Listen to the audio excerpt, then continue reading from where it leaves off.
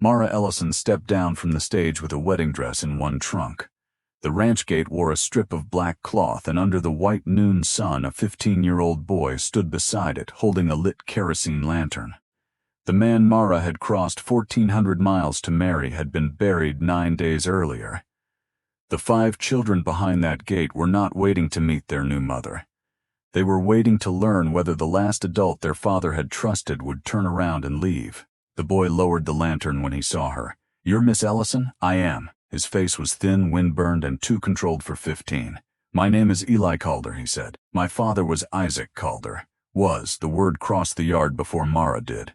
She looked past him at the low adobe house, the cottonwoods stripped bare along the irrigation ditch, and 5 children arranged in the doorway as if someone had told them not to hope too visibly. A girl of 12 stood in front. A boy of 9 held her sleeve. 2 6-year-old twins pressed shoulder to shoulder behind them. Mara looked back at Eli. What happened? He did not soften it. Headgate broke during the storm. He went into the water to clear it. A timber pinned him against the bank. He lived until morning. The lantern hissed between them. Mara had imagined this arrival for 3 months, Isaac's hand helping her from the stage. An awkward greeting, children watching, supper with too much silence, a beginning. She had not imagined black cloth on the gate. She had not imagined a boy holding a lamp in daylight. "Why the lantern?" she asked.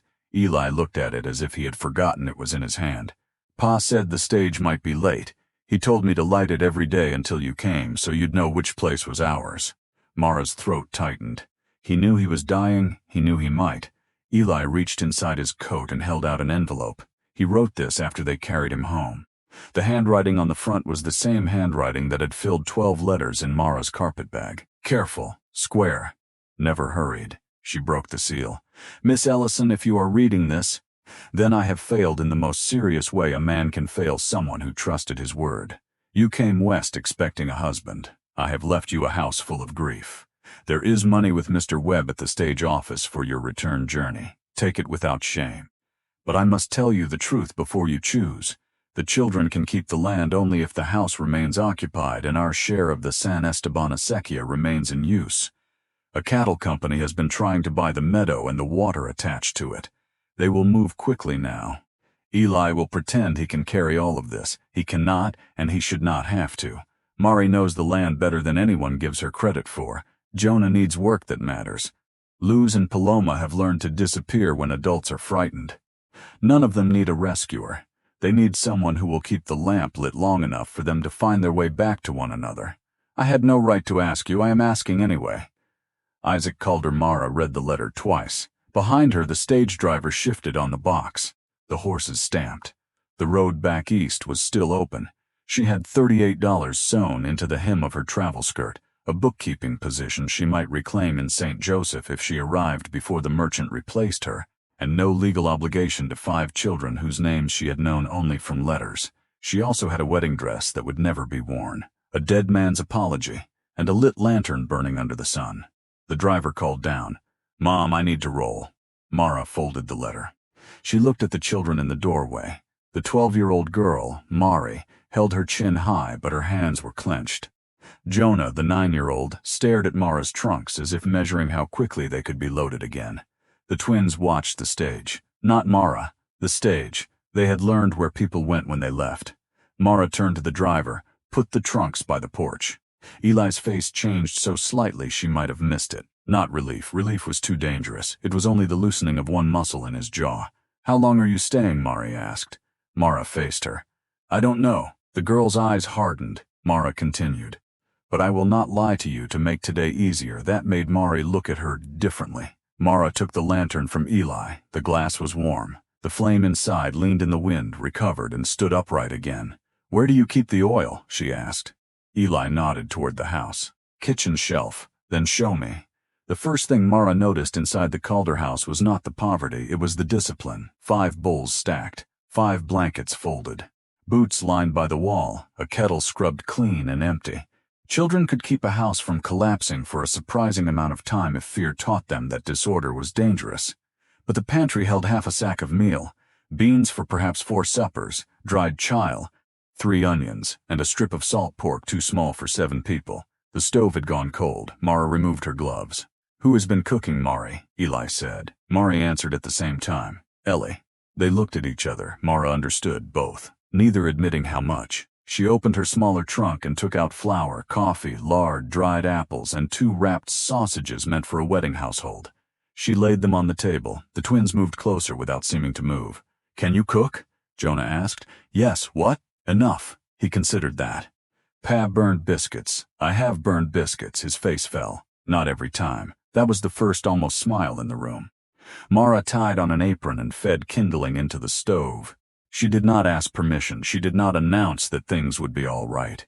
She made corn cakes, beans with chile, and apples cooked down until the room smelled like sugar and smoke. When the food was ready, she sat with them. That mattered. She did not serve like hired help. She did not stand like a guest. She took the 7th place at the table.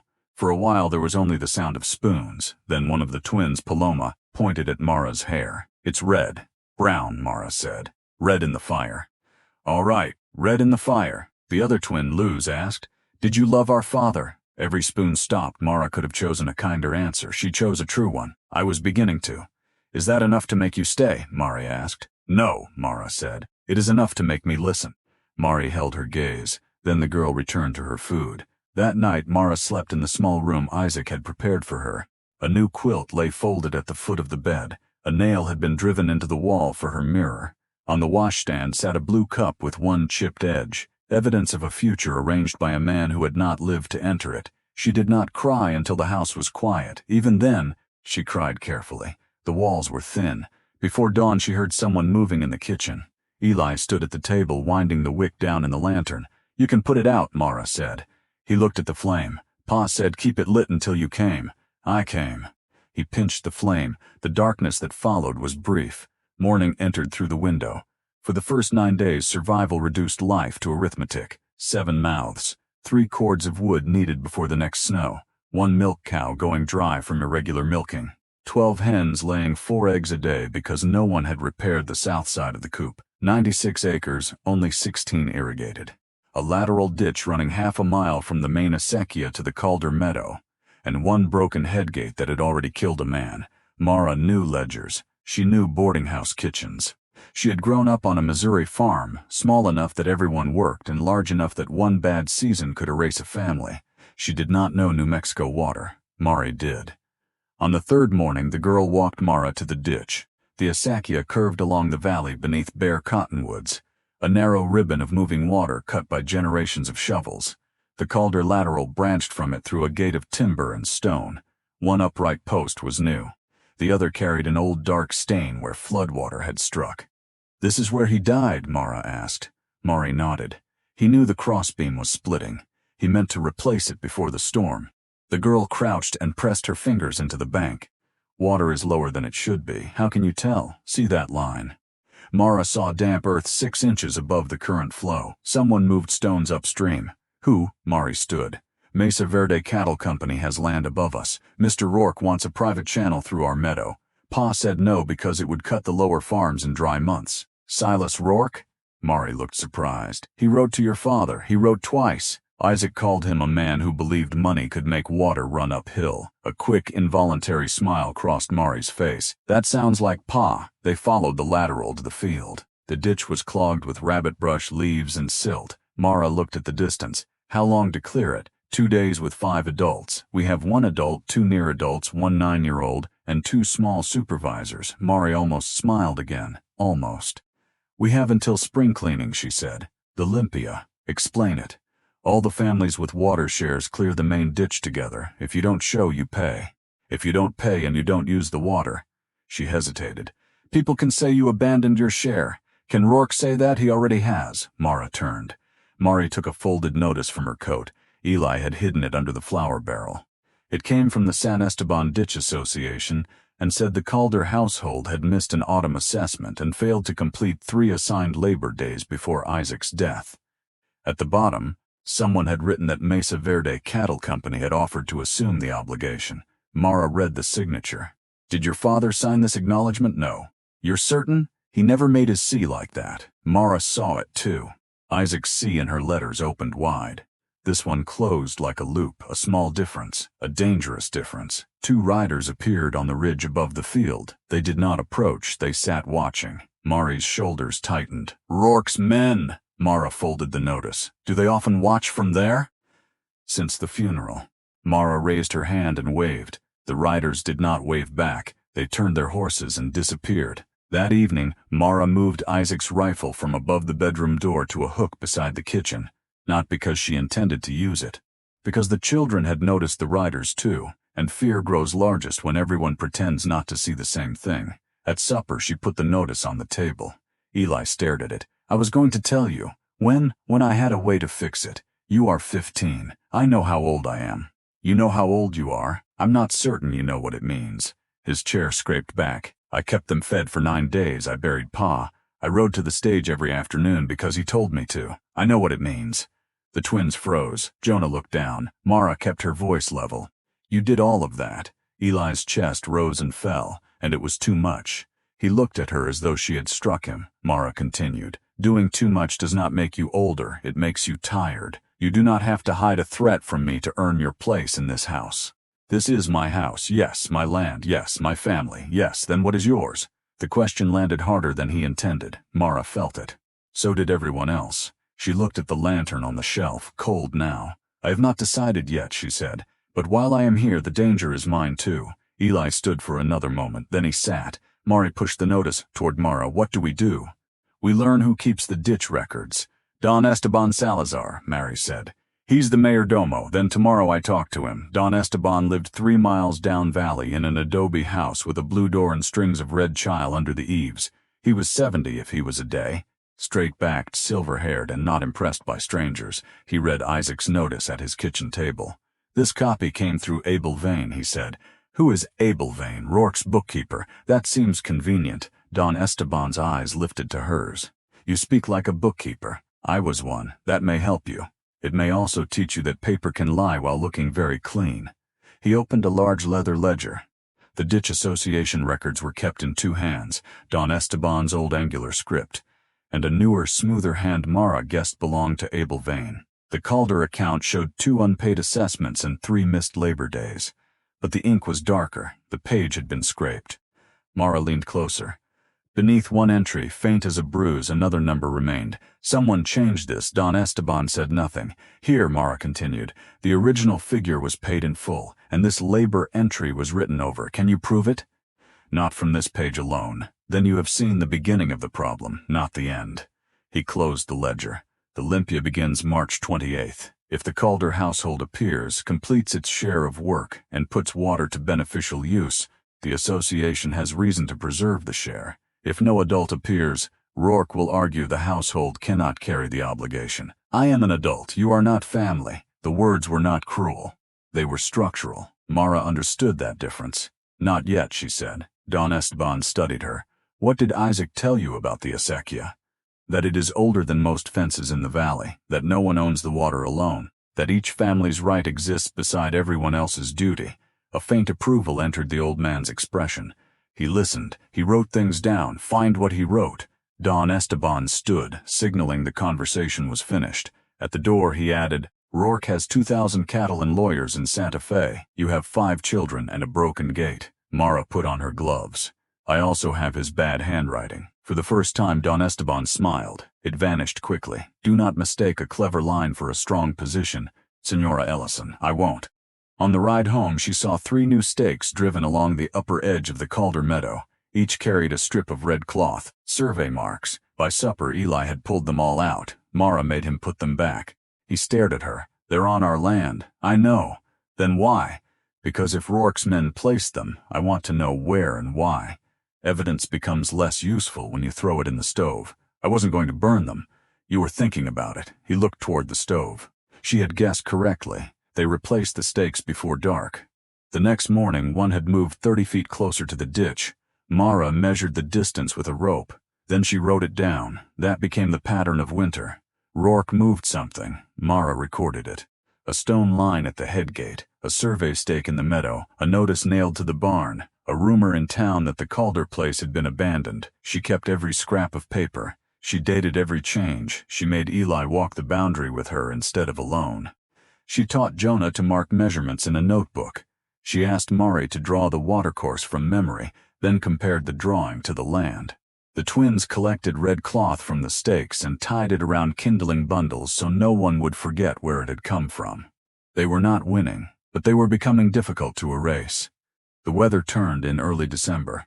Snow covered the mesa, softened the road, and sealed the house into a small world of work. Mara learned the children by what they did when no one asked. Eli checked every latch twice. Mari saved the best part of any meal for the twins.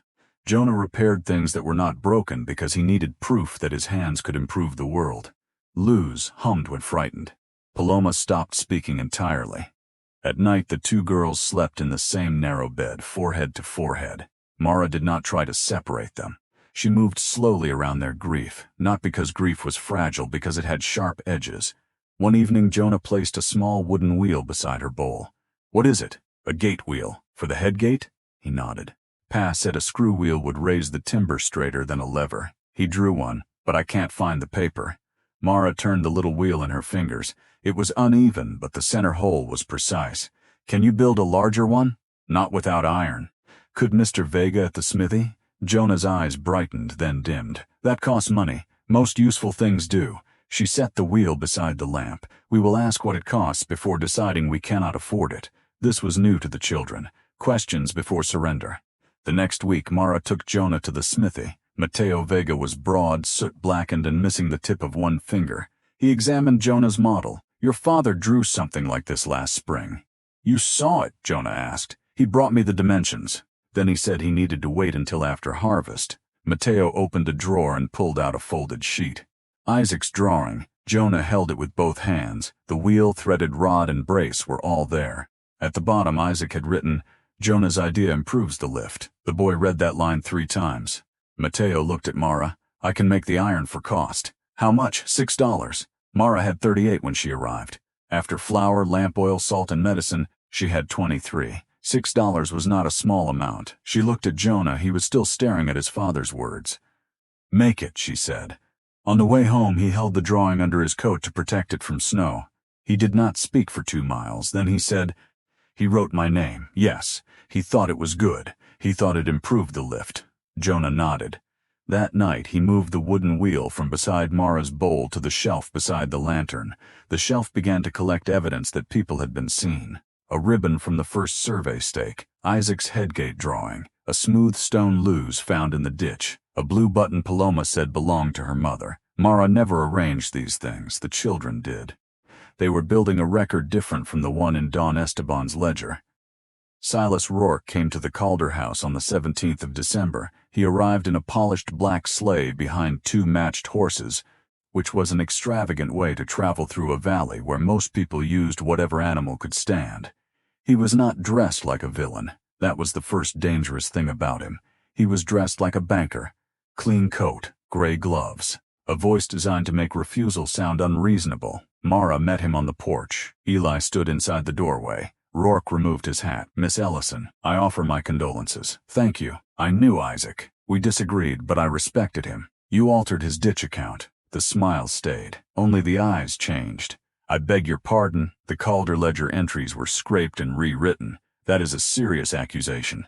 It is an observation. You have been here less than a month. I learned arithmetic before I arrived." Rourke looked past her into the house. "I understand you have taken responsibility for the children. I am caring for them, without appointment or kinship. Are you concerned for their welfare?" "I am concerned with practical realities." He gestured toward the snow-covered meadow. "This is a marginal holding, 16 irrigated acres, a failing barn, a damaged diversion, 5 minor children. Mesa Verde can offer $4,000 for the land and assume all water obligations. More than the property will produce in 10 years. Mara knew enough to understand that $4,000 was not generosity, it was urgency. "What do you need the meadow for?" "A transfer channel, for 2,000 cattle, for regional growth. Cattle drink the same amount no matter what you call it." Rourke put on his gloves. "I can also provide wagon passage east and a placement arrangement for the children." Behind Mara something moved. Eli. She extended one hand without turning. "Stay." His breathing was audible. "What kind of placement?" she asked. "Separate households can often take 1 or 2. There it was, the real offer, not money. Dissolution. Mara stepped down from the porch until she stood one stair above Rourke. You came to a house in mourning to tell 5 children that their value improves when divided into smaller portions. I came to prevent hardship. No, you came because hardship lowers the price. Rourke's expression cooled. The March assessment will not be sentimental. Neither will I. He looked at her for another moment. Then he touched the brim of his hat. You should ask yourself whether staying makes you brave or merely expensive. Mara watched the sleigh disappear into the snow. Only when it was gone did she realize Eli had come outside. He stood beside her, fists closed. You should have let me hit him. No, he talked about us like livestock. I know, you didn't even raise your voice. I wanted him to hear every word. Eli looked down the road. Are you going to take the money? No, you answered fast. So did he. What does that mean? It means he offered too much before he knew whether I understood the value. That tells me the water is worth more to him than the land looks worth to us. Eli absorbed that. Pa said something like that. What? He said Rourke never paid for dirt. He paid for what dirt controlled. Mara looked across the white meadow toward the dark line of the ditch. Then we find out what this dirt controls. The answer was not hidden in the house. It was hidden beneath it. 3 days after Christmas, a pipe froze under the kitchen floor. Eli and Mara lifted the boards near the stove to reach it. Beneath one plank wrapped in oilcloth lay a narrow account book, Isaac's field ledger, not household expenses, water, 21 years of water, dates of first flow, hours of use, work crews. Names of families who had helped repair the main gate, measurements taken at the Calder turnout, notes from dry years, notes from flood years. On the first page in older ink was a line signed by Maria Ortega, Calder's father. 1/6 community share carried through the Ortega household. 1864. Mari sat down hard when she saw her grandfather's name. My mother said Abuelo helped dig the lower branch. This says he did. Mara turned pages carefully. In the autumn entries, Isaac had recorded all 3 Labor Days the association ledger claimed he missed. Beside each day were names of men who had worked with him: Mateo Vega, Tomas Baca, Luis Serrano, 3 witnesses. And on the last written page, dated 4 days before Isaac died, was a note. Vane offered cash if I signed non-use transfer. Refused. Saw him measuring Lower Meadow with Rourke's surveyor. Told Eli to light lamp for M. If I am wrong about storm, replace east brace first. Mara read the line again. He had known the brace might fail. He had also known the threat was closer than he had admitted in his letters. Eli stared at the page. He knew enough to prepare. He still went into the water. Yes. Why? Mara looked at him. Because if the gate failed completely, the flood would cut the bank and take the lower fields. He died for a ditch. Mari spoke before Mara could answer. No, he died doing the work that kept 5 farms alive. The room went quiet. Eli looked at his sister.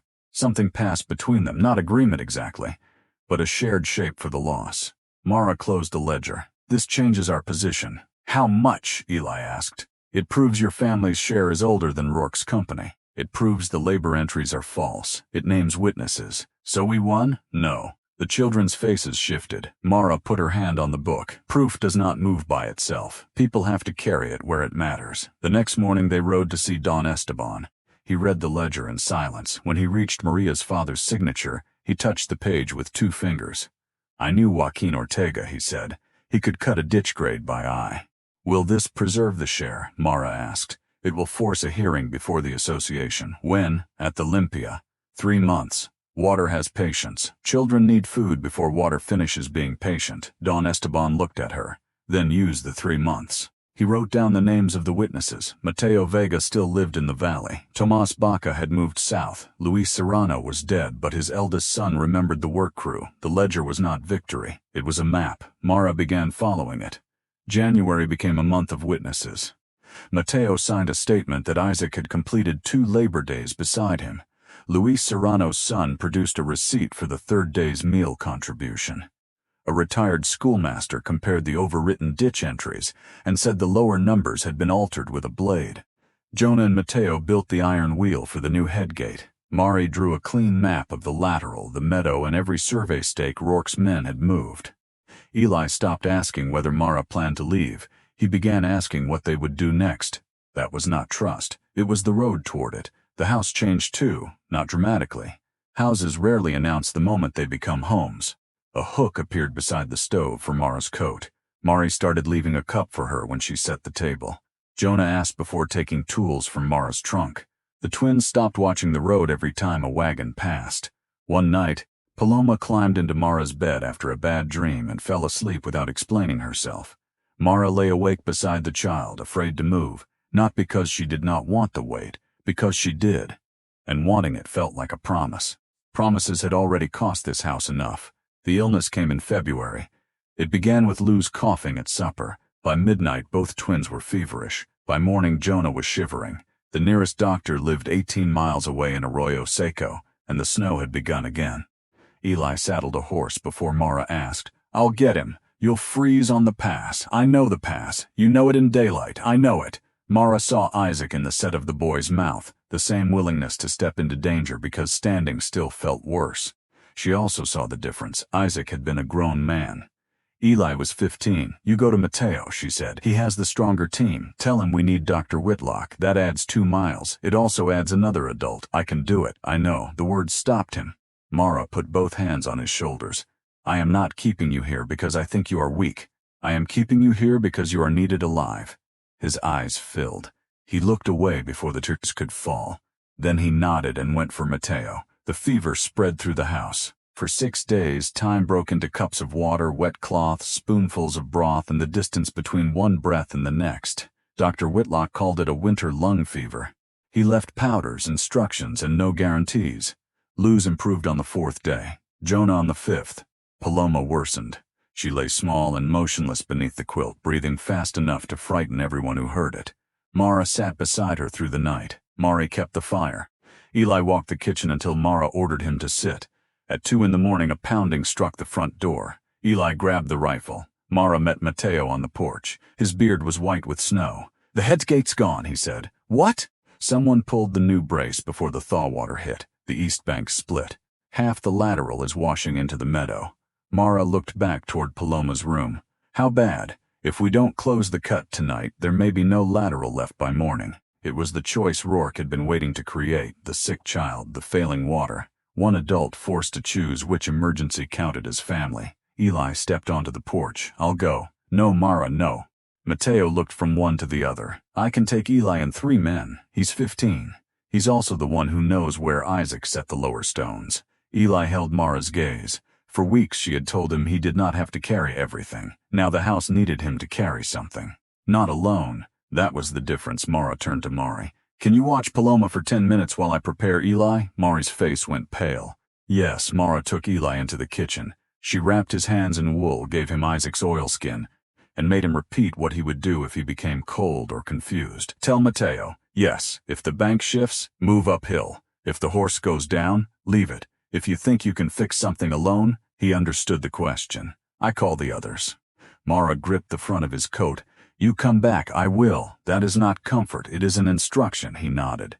Then he looked toward the sick room. "Keep her here." Mara's voice almost failed. "I will." All night the family held 2 lines. At the ditch, Eli and 4 men drove brush, stone, and timber into black water under lantern light. In the house, Mara and Mari kept Paloma breathing. Near dawn, Paloma's fever climbed so high she began to shake. Mari made a sound Mara had never heard from her, a child's sound, not the controlled voice of the girl who knew the land, not the older sister who portioned food, just fear. Mara gathered Paloma in her arms. "Look at me," she told Mari. "I can't. Look at me." Mari did. "We are not at the end of this minute yet. What if we are not there?" Mara cooled the child, counted breaths, whispered nonsense, held the small body through the shaking. The lamp on the shelf burned low. For 1 terrible second it sputtered. Mari lunged to trim the wick. The flame rose again. Just before sunrise, Paloma's breathing slowed. Not stopped. Slowed. The fever broke as the sky turned gray. Mara pressed her forehead to the child's hand. She stayed there until hoofbeats sounded in the yard. Eli came through the door soaked to the waist, face colorless with cold. "The bank held," he said. Then he saw Paloma. Mara nodded. She held too. His knees gave way. Mateo caught him before he hit the floor. For the first time since Mara arrived, Eli did not fight being carried. They put him beside the stove. Mari covered him with blankets. Jonah, weak from fever, dragged his own pillow into the kitchen and placed it under his brother's head. Luz took the lamp from the shelf and set it on the floor beside them. No one said anything. They simply gathered around the people who had come back. That should have been the end of the worst night. It was not. At noon, while the children slept, Silas Rourke arrived with Abel Vane and a document already prepared. Mara met them in the yard. She had not changed clothes. Paloma's fever sweat had dried on her sleeve. Mud from Eli's coat marked her skirt. Rourke looked toward the damaged meadow. "I heard about the washout. You heard quickly. I have men throughout the valley. I know." He held out the paper. "The offer remains. Given the new damage, I cannot guarantee the same amount after today." Mara read the first line. Transfer of land and associated water interest. $4,000 reduced by debts Rourke claimed against the ditch account. At the bottom was space for her name. Not as owner, as acting custodian. A title he had no authority to grant and hoped exhaustion would make her accept. Inside the house, one child coughed. Rourke lowered his voice. "There is no shame in recognizing your limits." Mara thought of medicine bills, food, a rebuilt bank, the spring assessment. She thought of taking the money and carrying 5 children east, where at least winter did not try to kill them by water and cold in the same night. She thought of how simple a signature could feel when every alternative required labor. Her hand tightened around the paper. Rourke saw it. His voice softened.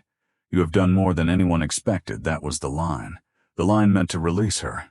"You have done enough. No one would blame you. The children would be placed.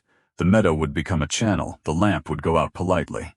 Mara looked at the ink, then at Abel Vane. His right cuff carried a dark smear. Blue-black ink. The same unusual blue-black used in the altered ditch ledger. A bookkeeper's detail. Small, ordinary. Enough. Mara folded the transfer paper once, then again. She tore it through the signature line. Rourke's face emptied. "You are making an emotional decision." "No," Mara said. "I am making an accounting decision." She held the torn pieces out to Abel. "You falsified Isaac's labor record. You used the same blue-black ink on the association page that is drying on your cuff." Vane covered the stain too late. Rourke's eyes cut toward him. Mara continued. "I have the original field ledger. I have 3 witnesses. I have measurements of every stake your men moved. And I have 5 exhausted children who heard you offer to separate them for convenience." Rourke stepped closer. "You have no standing. Then why do you keep asking for my signature?" Snow moved between them. For the first time, Silas Rourke looked less like a banker and more like a man who had discovered the price would not fall. "The Olympia is in 5 weeks," he said. "If the Calder household cannot complete its obligation, the association will decide without sentiment." "Good? Good? I am tired of decisions made in my yard." Rourke turned toward the sleigh. At the gate, Mara called after him. "Tell your surveyor the red stakes are still where he put them." He looked back. "I wanted him to know I was counting." When the sleigh was gone, Mara returned to the house. Eli was awake beside the stove. He had heard everything. "You almost signed," he said. Mara sat on the floor beside him. "Yes," he looked at her. She could have denied it. She did not. "Why didn't you?" "Because wanting the pain to stop is not the same as wanting to leave." His eyes moved to the lamp. "Pa wrote that?" "No." "Sounds like something he'd write." "Then perhaps he should have." Eli was quiet. After a while he shifted the blanket so it covered Mara's knees too. That was the moment he let her carry part of him, and the moment he began carrying part of her. The next 5 weeks were the hardest work Mara had ever done, not because any single task was impossible, because none of them waited for the others. The children recovered slowly. The ditch bank had to be rebuilt. The barn roof leaked. The cow calved early. The association hearing approached, and Winter kept finding new ways into the house. But word of the forged ledger began to travel. Mateo told the miller. The miller told a widow named Celia Baca, whose family had also received a notice from Abel Vane. Celia brought her notice to Mara, the same blue-black ink, the same scraped entries. Then came Tomas Aragon with a changed assessment. Then the Ruiz brothers with a map showing Rourke's proposed channel crossing 3 small farms, not 1. The problem grew larger. So did the resistance. Mara did not become its leader by announcement. People simply began arriving at the Calder kitchen because the table was wide. The coffee was hot and she kept records no one could easily dismiss. She made columns: name, share, original assessment, altered assessment, witnesses, survey changes, offers made, threats delivered. By the first week of March, the table held evidence from 11 households. Mari copied every page. Jonah built a wooden box with a sliding lid to protect the papers. Luz and Paloma called it the truth box.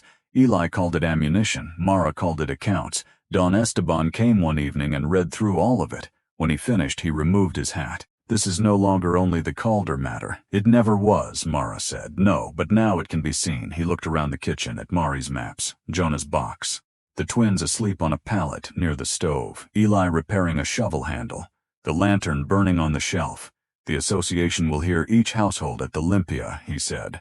Rourke will bring counsel. Let him. He will say the altered entries are clerical corrections.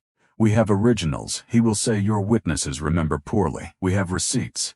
He will say you are a stranger inflaming people who do not understand business. Mara poured coffee. Will you say that? Don Esteban accepted the cup. No, then he has a problem.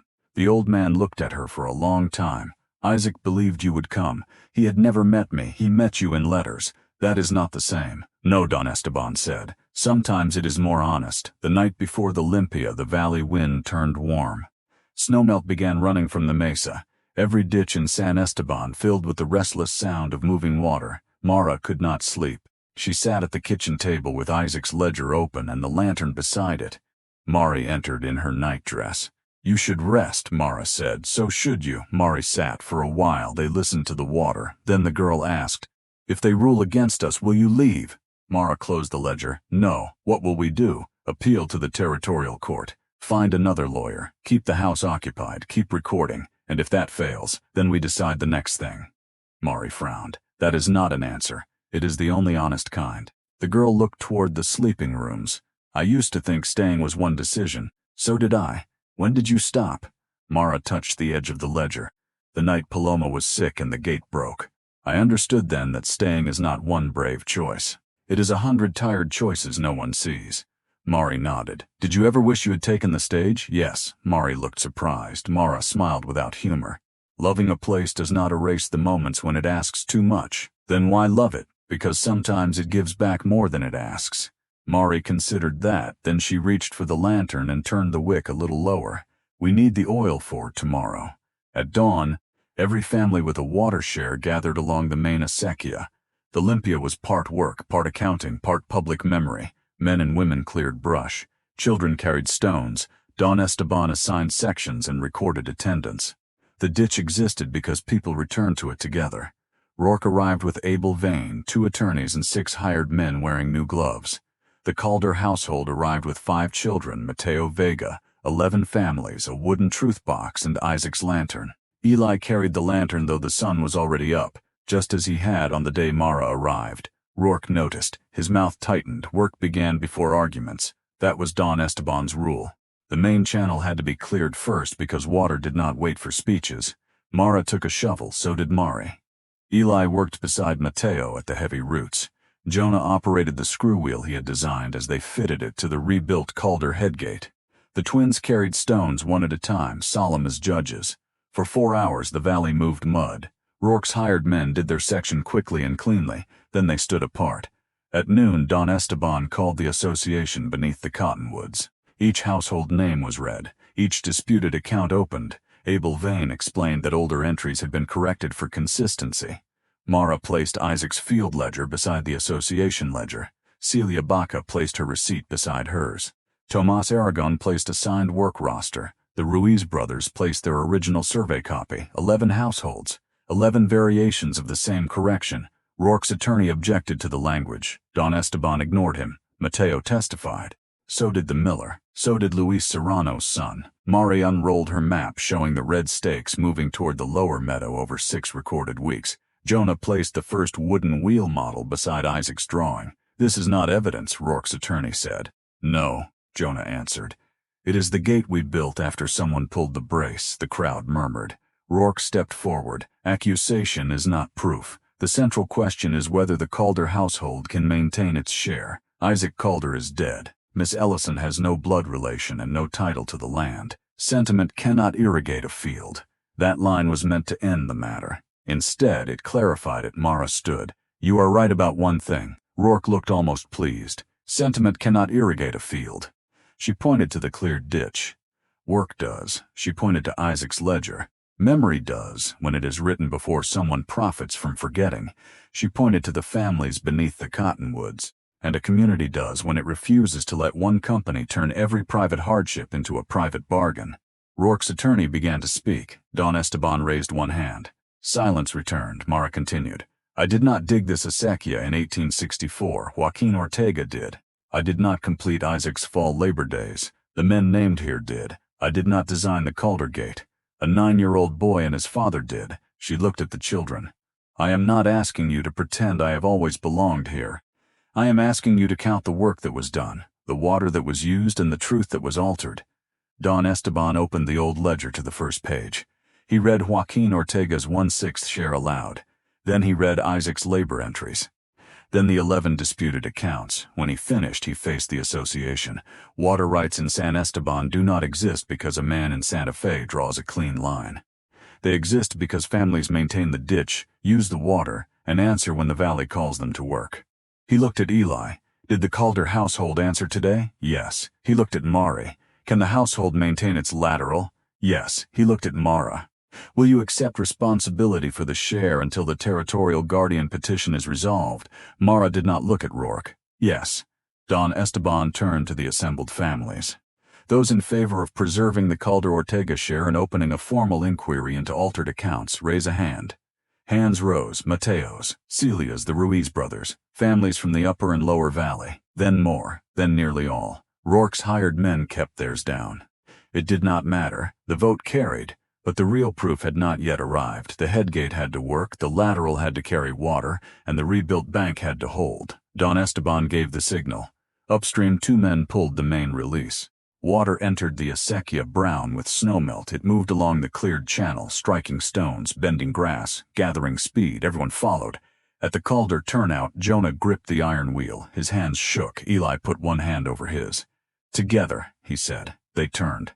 The threaded rod lifted the timber gate straight and steady. Water pressed beneath it. For 1 second, the repaired bank trembled. Mara saw every night of work in that movement, every measurement, every cold hand, every reason to fear. The east brace held, the bank held. Water entered the Calder lateral. It crossed the meadow in a narrow, shining line. Luz screamed first, not from fear, from joy. Paloma ran beside the flow, boots splashing mud up her skirt. Mari stood still with both hands over her mouth. Eli lowered his head. Mara looked at the lantern in his hand. The flame was invisible in daylight, but it was there. Silas Rourke left before the water reached the first field. His company did not disappear overnight. Men like Rourke rarely vanished because one room saw through them, but the altered accounts went to the Territorial Land Office. Abel Vane left the valley before summer. Mesa Verde withdrew its transfer claim and built no private channel through San Esteban. Once the method became visible, it became expensive, and Rourke preferred cheap victories. The Calder land survived. That was not the same as becoming easy. The barn still needed a roof. The orchard lost half its blossoms to a late freeze. The cow kicked over a week's milk in May. Jonah's gate wheel jammed twice before Mateo corrected the thread. Children still woke crying.